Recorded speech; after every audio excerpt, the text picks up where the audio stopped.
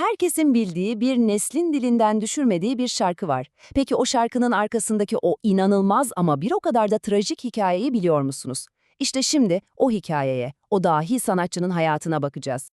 Evet, işte o dizeler, hani yıllardır, 10 yıllardır dillerden düşmeyen, o büyük aşkın, o bitmeyen hasretin adeta simgesi olmuş o meşhur şarkının ilk sözleri bunlar. Milyonlarca insan için bu şarkılar, yani Seni Eslemen olsun, Tarım şarkısı olsun, sadece birer aşk şarkısı değildi. Bambaşka bir anlama büründü.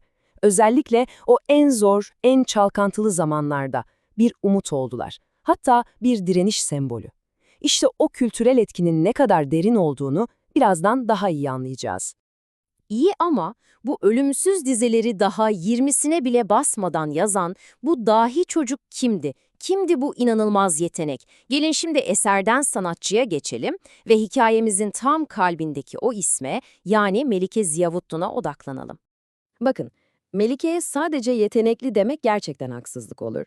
O kelimenin tam anlamıyla bir dahiydi ve bu dehasının ışığı daha küçücük bir çocukken bile etrafındaki herkesin gözünü kamaştırıyordu. Yani düşünsenize 8 yaşında bir çocuk, o yaşta çoğu çocuk ne yapar? Oyun oynar. Ama o, oyun oynamakla kalmıyor, resmen yetişkinlerin aklını zorlayan bir sanat ortaya koyuyordu. İşte size bir örnek. Daha çocukken bir gazetede yayınlattığı şu bilmeceye bakın. Ne kadar zekice, değil mi? Bu bile tek başına yaşıtlarından ne kadar ama ne kadar ileride olduğunun somut bir kanıtı.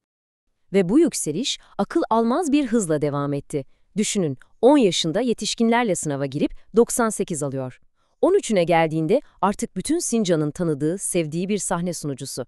Ve daha 20 yaşına bile gelmeden bugün bile dillerden düşmeyen o klasik eserleri bir bir yazıyor. İnanılmaz bir yetenek.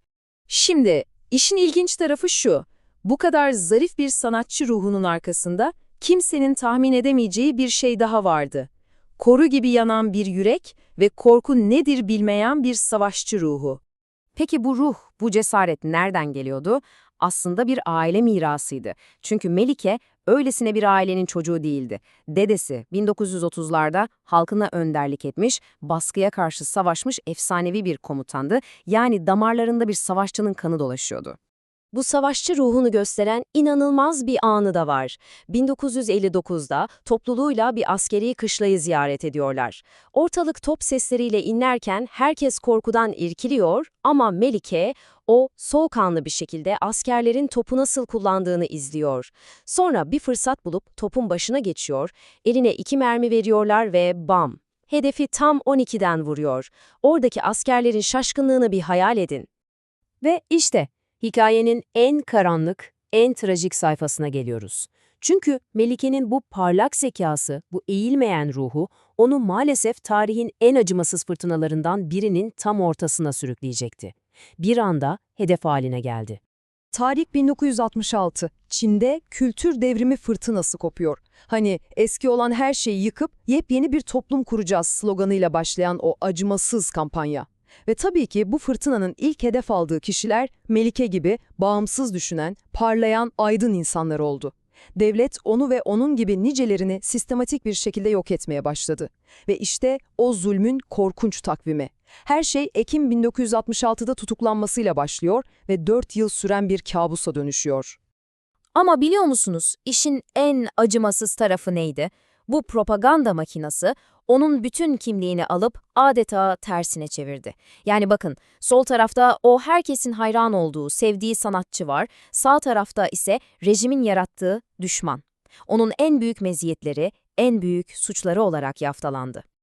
Ve bu sadece sözde kalmadı. Onu halkın gözünde küçük düşürmek, ruhunu tamamen kırmak için yaptıkları şeyler akıl alır gibi değil.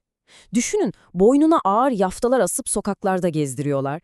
Gurur duyduğu o upuzun saçlarını eski kültürün simgesi diyerek herkesin önünde kabaca kesiyorlar. Ve belki de en acısı, çok sevdiği akıl hocasına yapılan işkenceleri izlemeye zorluyorlar. Dedesi için tek bir laf ettiğinde ise dayak yiyor. İnanılmaz bir zulüm.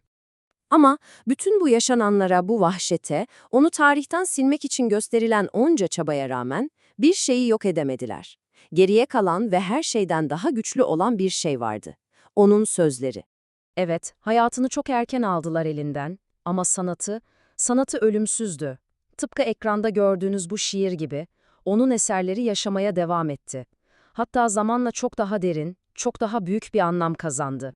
Şöyle düşünün, Melike'nin aslında kendi aşkı, kendi ayrılığı için yazdığı o şarkılar artık sadece onun değildi. Zulüm gören, sürgün edilen bütün bir neslin ortak sesi oldu.